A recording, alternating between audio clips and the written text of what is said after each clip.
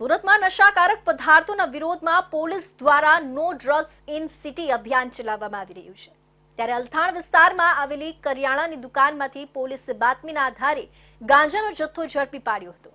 કરિયાણાની દુકાનમાંથી 7 કિલો ગાંજાનો જથ્થો ઝડપી પાડીને પોલીસે 2 ઇસમોની ધરપકડ કરી છે। નશાના કાળા કારોબારને અંકુશમાં લાવવા સુરત પોલીસ દ્વારા ચલાવવામાં આવી રહેલા અભિયાન અંતર્ગત વધુ એક સફળતા મળી છે, જેમાં અલથાણ પોલીસના સૂત્રો પાસેથી મળતી વિગતો અનુસાર કરિયાણાની દુકાનમાં ગાંજાનું વેચાણ કરતા 2 ઇસમોની ધરપકડ કરી છે।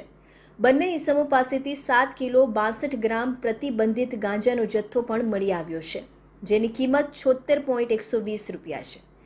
આરોપી પૂનમભાઈ ગણપતભાઈ બહેરા અને બાબરભાઈ છોટુભાઈ રાઠોડ વિરુદ્ધ અલથાણ પોલીસે NDPC એક્ટ મુજબનો ગુનો નોંધી આગળની તપાસ હાથ ધરી છે।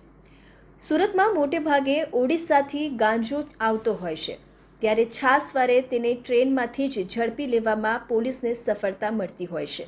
ત્યારે આ નશાકારક પદાર્થ હવે લોકોના જીવન જરૂરી કહી શકાય તેવા કરિયાણા સ્ટોર પર પણ પહોંચી ગયો છે અને ત્યાંથી કરિયાણાની જેમ વેચાણ થતું હોવાનું સામે આવ્યું છે।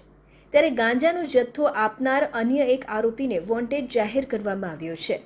પોલીસ દ્વારા અવારનવાર ઓડિશાવાસી વસ્તી ધરાવતા વિસ્તારમાં દરોડાઓ પાડીને ગાંજાના વેચાણ પર અંકુશ લાવવા પ્રયાસો કરાય છે।